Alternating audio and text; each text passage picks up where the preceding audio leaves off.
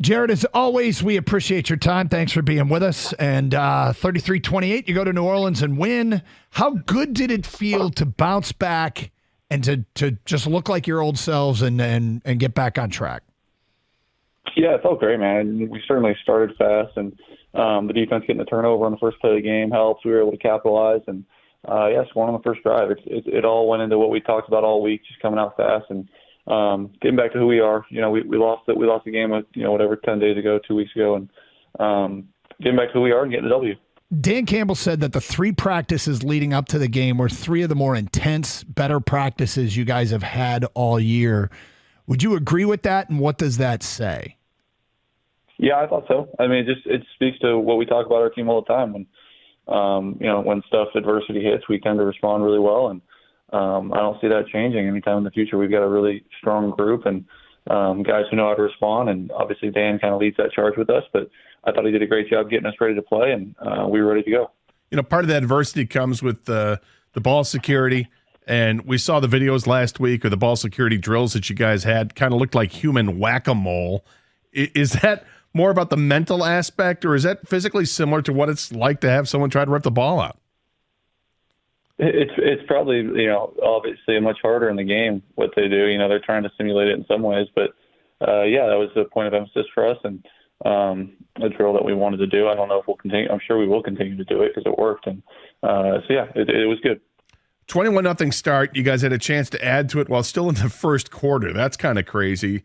How does that feel like as a team to get off to a start like that? And then how hard is it to keep up that kind of momentum? Yeah, we wish we could have kind of kept going a little bit offensively. We kind of slowed down there in the middle of the game. But, it was good to get that lead and then, find a way to finish it off in the end. But you'd love to find a way to score on a few more drives there in the middle and make it even a bigger lead and an easier win there towards the end.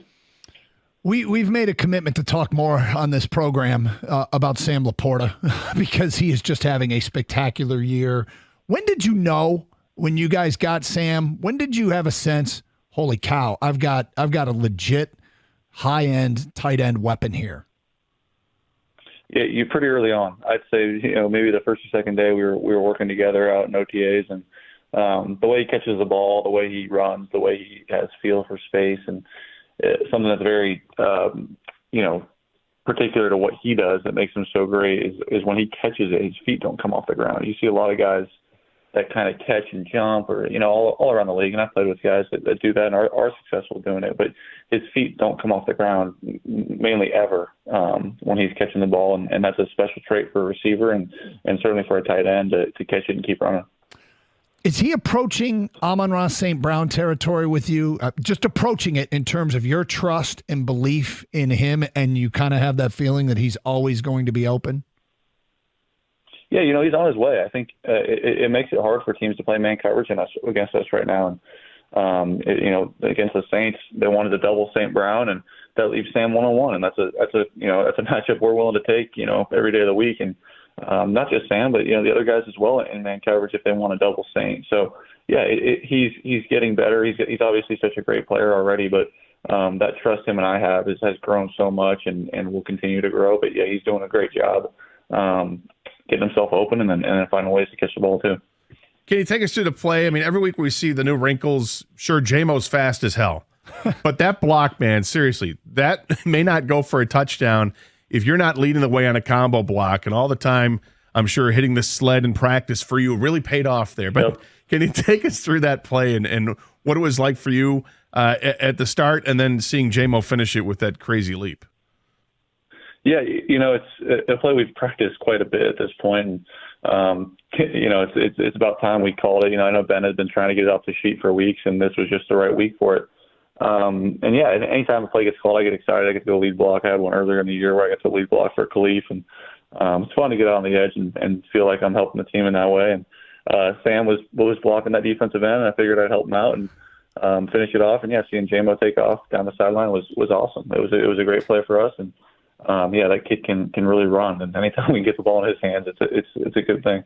Joke about it, but when was the last time you did hit a blocking sled? I don't know if I've ever done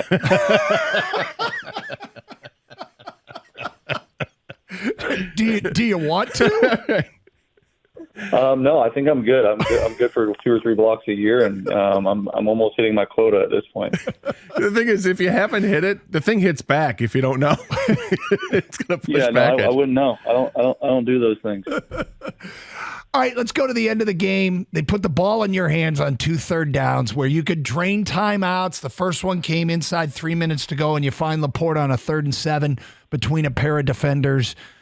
Take us through that play because it helped finish the game. You had 2 of them, but the first one, take us through the first one. Yeah, again, it was man coverage. They doubled St. Brown. They probably figured we were going to go his way as we do often, and Sam had a good route on, and first man coverage. We loved the route he was running, and got some good separation. Was able to fit it in there, and he made a great catch.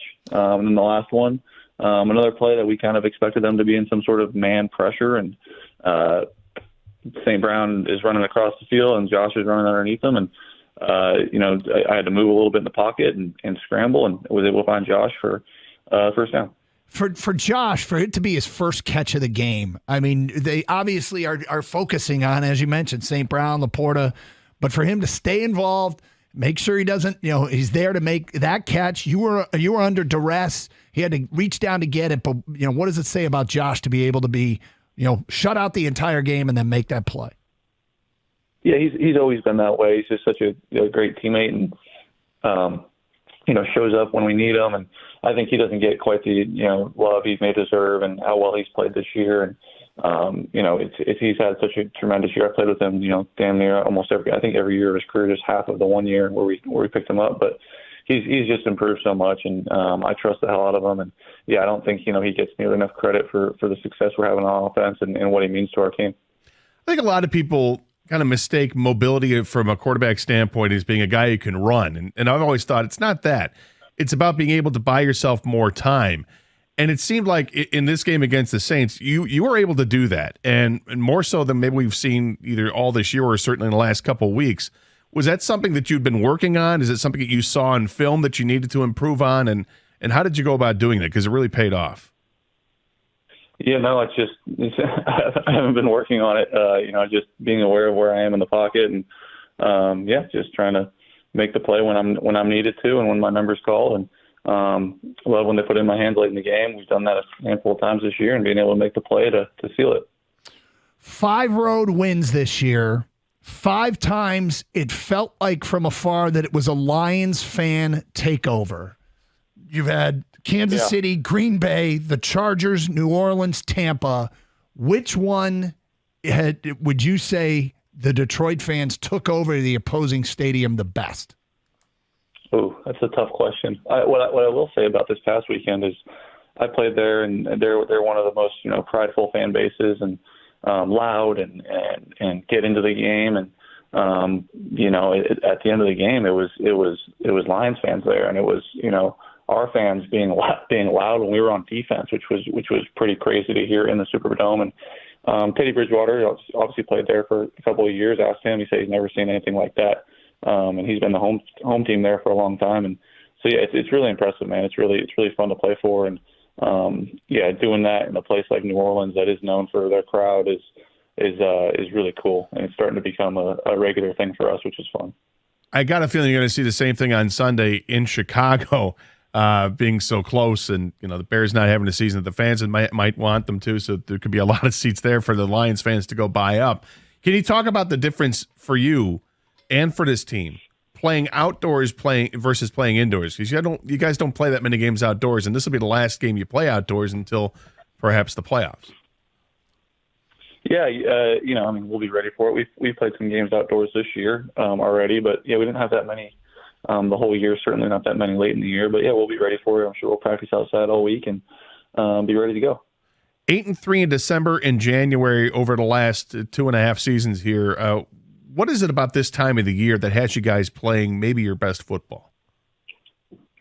That's a good question. I don't know. I think, we just tend to come together late in the year. We did certainly last year, and even the year before, when things were really bad, we were able to find a way to win a few late in the year. And I think we just come together, and we put in all this practice time, and it's almost like accumulation of reps starts to take place towards the end of the year, and you start to be able to do things with a little with a little less thought. You're just you're reacting, and you know what you're supposed to do based on how many reps you've done things. And I'd attribute it to that, but that's every team. I think we've got something special here, and we intend to keep going. Last night watching Monday Night Football, and Jake Browning gets his opportunity to play for the Bengals, has this big game, over 300 yards passing, leads the team to a win in overtime.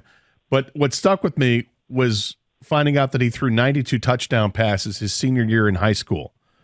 What were Jared Goff's stats like in high school? So Jake was another Northern California kid as well. So I followed his career closely enough to know that he was throwing 90-something touchdowns, which was insane. Huh. My senior year of high school, I don't know, I threw 35 or 40. Nothing like 90. I'd like to know, how often they were throwing the ball. I mean, they had been throwing it a bunch. But, Jake's a hell of a player, and I've known, about his talent since he was a high school kid. And, I'm happy he got a W last night. Yeah, and then he has this great sophomore year at Washington, and yet goes undrafted. Is that unfathomable? For him? Yeah. And were you surprised that you followed a guy and he's undrafted and had this great year in college as well? Yeah, I've always thought he's a great player. I think, he'd probably say it's, something that's driven him and made him great. And, I don't know. I mean, that was, a handful of years ago, but he's a great player. He's stuck around the league for a long time. He got his chance last night and made the most of it. And I'm happy for him. He's playing well. Well, Jared, so are you. We appreciate your time. Good win, and we'll talk again next week. All right, guys. Thank you. There he is, Jared Goff, Detroit Lions quarterback. You're on 97.1, The Ticket.